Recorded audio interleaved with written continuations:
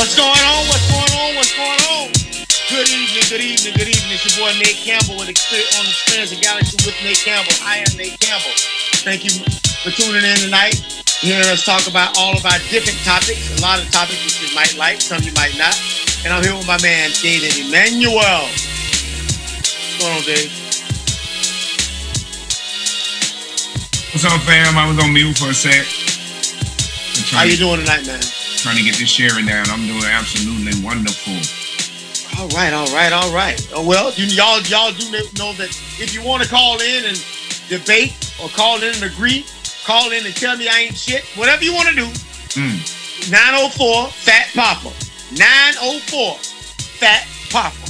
And you can't beat that. That's 328-7272. 904 Fat Papa. And I'm doing this, guys, so you guys know that we're streaming on Facebook, Ustream, YouTube, Periscope. We're on everywhere. Everywhere. Zoom. We at your mama house, in the kitchen, around the corner. If you go in the bathroom and take your phone, we there with you too.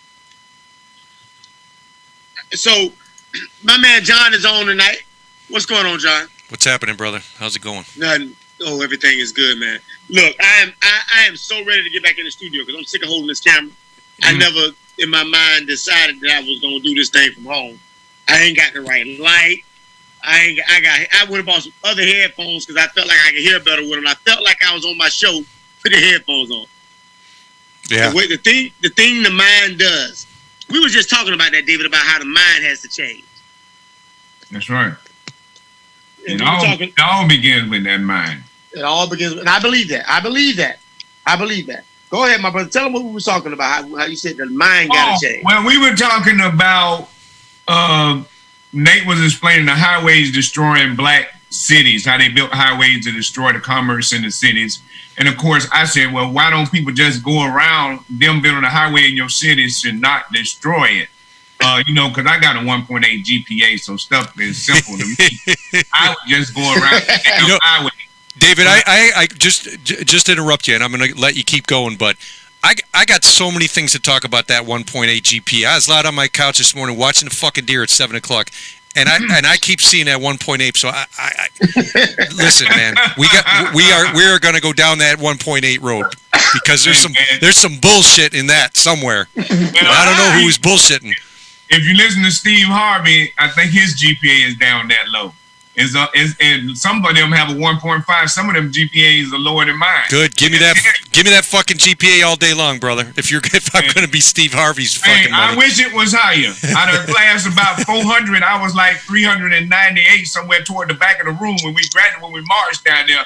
I ain't gonna lie about being dumb. Shit, if I wasn't dumb, I'd be happy.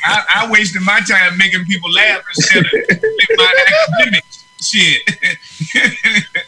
But yeah, like I was telling him, Tariq Nasheed, the first time I heard about the highways was on Hidden Colors. And I'm like, no damn highway should stop anybody.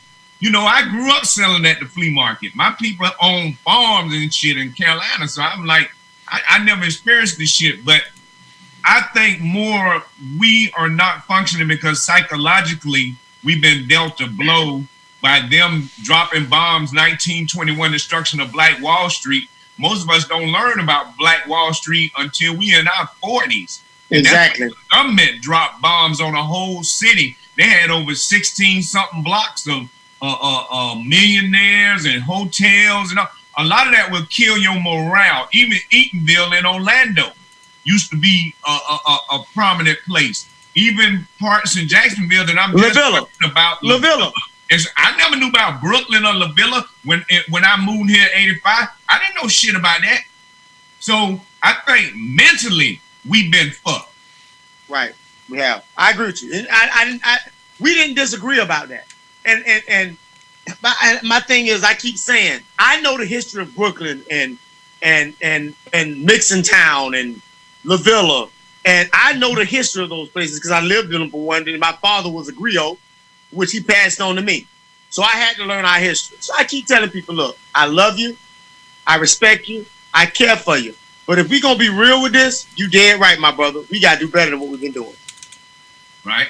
I don't know if we can do nothing. I mean, I think that's why we should be thankful that we are individuals. Because before we can stand together, we got to be stand on our own.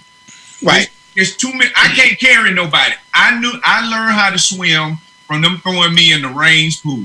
What? Boy, look here. All I can do is probably push you to the edge. If your ass can't swim, I'm gonna have to watch you die. I didn't get classes like my children.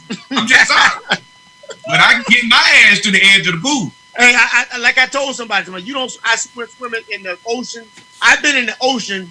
I've been in the ocean in Thailand, and I also been in the ocean in the Cayman Islands, deep water. And I told somebody, I learned my lesson. Well, Thailand got some nice hookers. You brought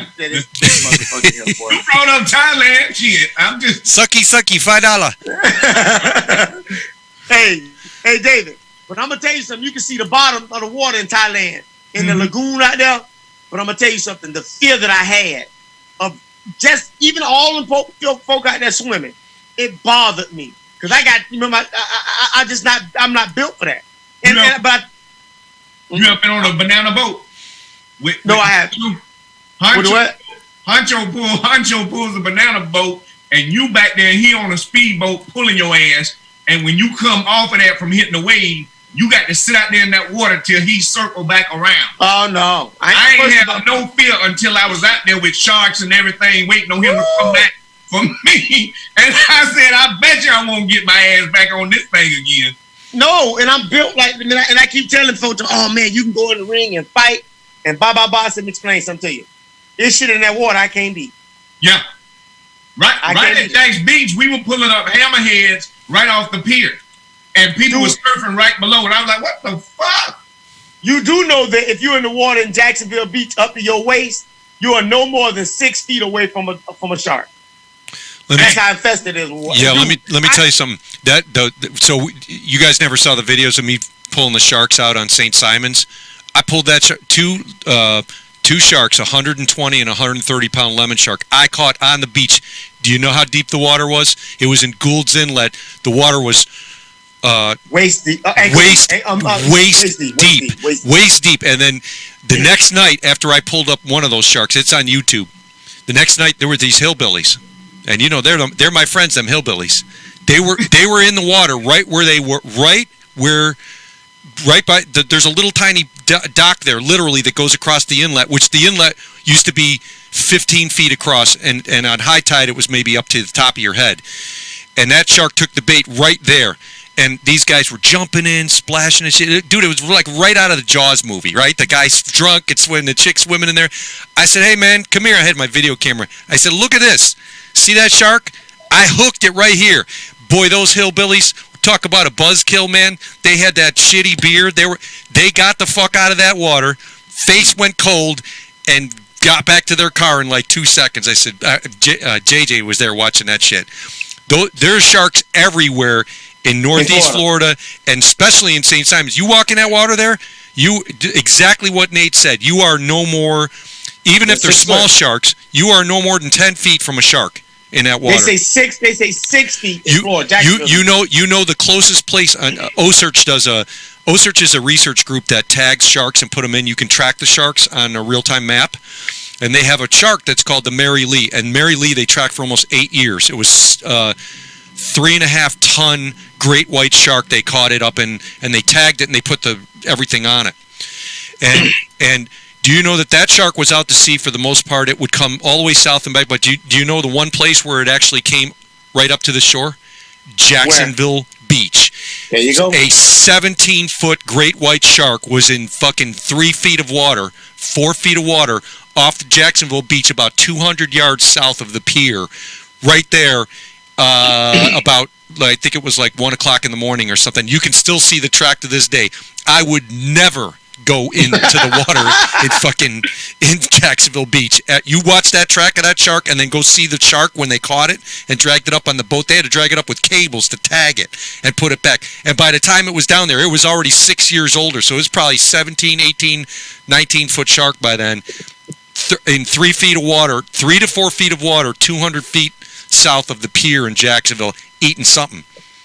Good luck. David. The busiest place in Jacksonville Beach is right around that damn pier. Exactly. I say, by what you said, 200 feet. Yep. That area, that's the busiest place on the pier in Jacksonville, on the beach in Jacksonville. You ain't got to worry about me going out there in that water. Everybody tell you don't get in the water, Nate. Kiss my ass, man. I ain't been in the water at Jacksonville Beach since I was shit. Hey, listen, this thing will not let me share from your page, Nate. Yeah, Nate, it's not letting us share. Can you share it to the share from the Galaxy page? Yeah, Nate, experience the Galaxy. I gotta get. Let me get off. Let me see if I can push the other feed onto there. I might share it to the Experience the Galaxy page, Nate, because it's not shareable. I already did. I did. It's not on there. On the Experience the Galaxy with Nate Campbell page, it's not on there yet. It's just got old posts on here. So while we on here, is Trump gonna build a wall? Because I don't think his dumb ass gonna build. He's already building it, dude. He's already spent the money. They're in court right now trying to stop it. He's already spent billions while everybody else is asleep. He's already spent billions of that money. It's being challenged, but they're doing it. I built my wall down in the living room with some Legos, and it's already up. I didn't have to wait on nobody to approve it or nothing. No, you just But did you know what, executive order. David, I'm gonna say this up. I'm gonna say this, David, and I want y'all to get what I'm trying to get to. Why in the hell why are black folk acting like that's gonna hurt them building a wall? Well, I don't think he should spend money to build a wall, and I don't know if he really can build a wall because I've been watching this show, Colony. I don't have it. I can't get. I can't even see it on my page. Hey, John, have you seen that show, Colony? No. Yeah, I saw Colony. They got a motherfucking wall. They got a wall. Damn wall. If you go over that wall, them damn drones will kill your ass. That's a real wall. Right, but here's my question: why does Trump building a wall bother you? If money being designated to would be the reason why it would bother me. My brother, if you mad about anything, you should be mad about them $2 trillion they just stole from you. They put that back in the community, didn't they? Shit, no. They gave you $1,200 funky ass dollars. If you don't set your ass down over there, hey, David. Let me tell you, boy, looking when I see you. Well, you gotta understand something. That cash paper stuff don't really mean nothing. They're just trying to stay relevant right now until the digital currency is implemented. They want the dollar to stay of value. They trying to stay in the game. That's why they putting this money back out there to keep us circulating. I told somebody it's like a real life game of Monopoly, and we are the pieces on the board. That's exactly. All. But David, here's the sad part about it. We're so worried about Mexicans being blocked. Dude, this the game. Stop worrying about every fucking body else, black man, and worry about your damn self. Wait, bro. Because Tariq Nasheed did a show somewhere, I don't know if it was Illinois or where it was, where they sent a whole bunch of people back, and over about 300 black people got jobs because those people got sent back. Let me tell you what my thinking used to be. My thinking used to be, let anybody and everybody come. That way they can't focus on me. That was my thing. Focus on me. No, don't act like I don't even exist. I don't want the motherfuckers to know me. David, I hit all that shit. If they busy fucking with them, they ain't got time to fuck with me. That's what I think. That's what I said. I'm like, dude, if I ain't married to the Mexican girl, send her ass back. I'm just gonna tell you right now. Yeah, but it is a lot of people that don't have jobs, and a lot of you black people running around here trying to include everybody. Your ass never got reparations. Every other people that went through something got reparations. We pay the motherfuckers. We pay them. So if we not getting reparations, nobody get reparations. Hey, damn it. We gotta come to. Hey John, share that on my page again so I can go back over there and share it. You know, but since they getting it, fuck it. It's just money. I don't give a fuck. But dude, you gotta realize something. In 33 years, we are going to have a net income of zero. And that's their way of saying, even if you got money now, you ain't gonna have no money by then. Right. If you don't. Hey Nate, look in your Gmail on your phone and give me the code there. I'm gonna go back onto your page and I'm gonna share it to David. Bro, I can't do that. Man, you know I'm not do that. Your ass don't. No. Just look in your email. In your NatCam email. My email don't come to my page. Don't come. Oh, it doesn't. Shit. No. If you don't invest in digital currency, your income probably will be